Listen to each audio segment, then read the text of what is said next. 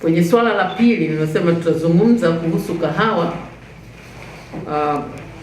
Kama ambavyo tunafahamu, tumekuwa na siku 3 mfululizo za operation ambayo ililenga kwenda kufanya ukaguzi, lakini vile vile kwenda kujiridhisha kuwa agizo ambalo lilitolewa na Mheshimiwa Waziri Mkuu la kuwa kahawa zote zitauzwa kupitia vyama vya ushirika, na sisi tulikwenda kukagua utayari wa AMCOS zetu kwa ajili ya mapokezi, wapi maghala yalipo, uongozi kama uko sahihi na hakuna udanganyifu ambao umefanywa. Wote nyinyi ni mashahidi kuwa ushirika ulipitiwa na kipindi ambacho kilifanya sasa na wananchi wakawa wanaona ushirika kama ni uadui, lakini sasa tumeamua kuja upya na kuifanya ushirika huu sasa uwe mkombozi kwa mkulima na hasa mkulima mnyonge. Kwa hiyo tamko ambalo nataka kulitoa leo ni kwa sababu tumeona na linafuatana na yale ambayo yamebainika kwenye ile zoezi ambalo lilifanyika hadi jana, kwa kuna baadhi ya maeneo ambayo wakulima wako wengi lakini wanachama wa AMCOS wako wachache, na kwingine kuna kwenda mpaka 20%, kwa maana 80% ya wakulima sio wanachama wa AMCOS. Maelekezo yaliyopo ni kuwa kila mkulima anayelima kahawa ni lazima awe mwanachama wa AMCOS husika, sababu kama anaelekezwa kwenda kupeleka kahawa yake kwenye ushirika huo alafu yeye anyimwe kuwa mwanachama kwa sababu tu ameshindwa kutoa mchango, hilo ni kosa, na tunaelekeza kwa kupitia taarifa hii kwa wakulima wote walioko kwenye vijiji ni wanachama tayari wa AMCOS zilizoko vijijini.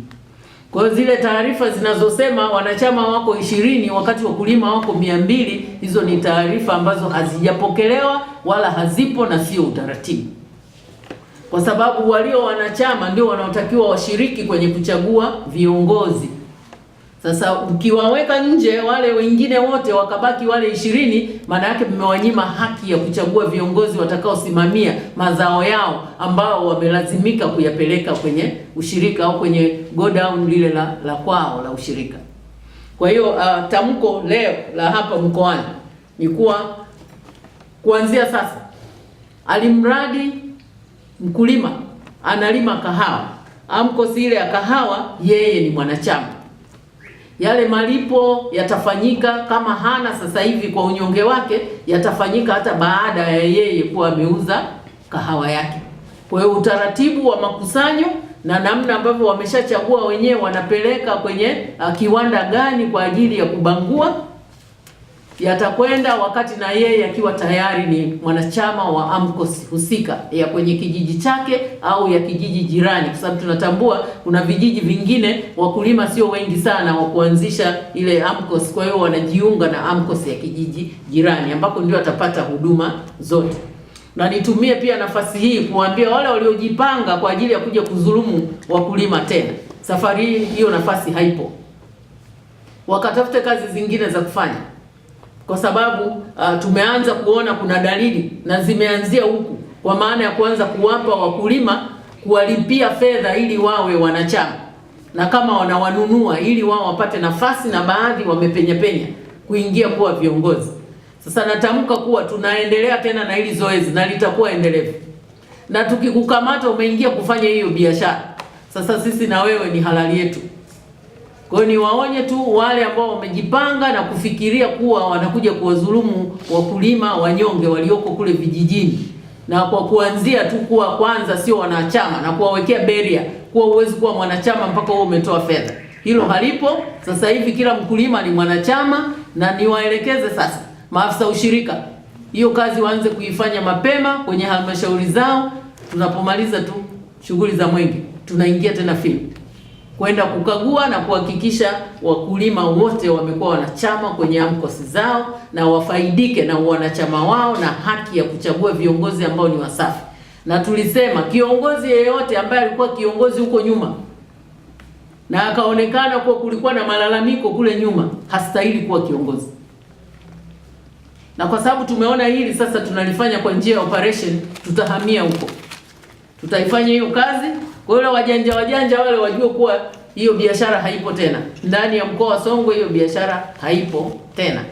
Na niendelee kusisitiza kuwa wananchi wapewe habari, na kwa kupitia nyinyi wanahabari, tuwape wananchi habari kuwa as long as wewe ni mkulima wa kahawa na umekuwa registered huko kwenye kitabu cha wakulima kwenye kijiji husika, basi wewe automatically ni mwanachama wa AMCOS.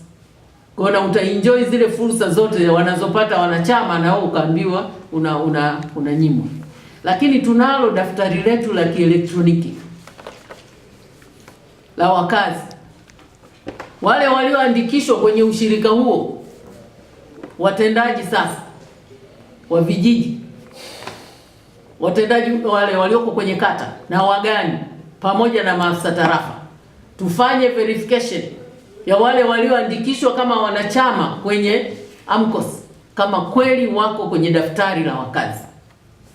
Kwa nini tunasema hivi? Kwa sababu tunatambua kuna wajanja ambao wamekuja wamejichomeka huku, wanaonekana wanachama lakini sio wakazi wetu wa mkoa huu. Tunataka wakazi, na kwa sababu daftari letu liko tayari, ni rahisi sana kumtambua huyu ni mkazi. Na uongozi ule unapatikana kwenye mkutano wa hadhara, sababu ndio watu wako wengi, wanaweza kumtambua huyu si mkazi na huyu si mkulima, ili waondoke wasije wakaingia kutuharibia kwenye ushirika huu ambao tunataka sasa utuongoze kwenda kumkomboa mwananchi au mkulima mdogo au mkulima mnyonge. Nzuri, tumeshaisikia hiyo, na ndio hii mikakati niliyoizungumza ungeweza kuona inalenga kwenda kuondoa hiyo. Hakuna cha depot wala defos wala nini hapa. Sisi tunataka wakulima wote waingie kwenye hii AMCOS, whether ana pesa au hana pesa sasa hivi.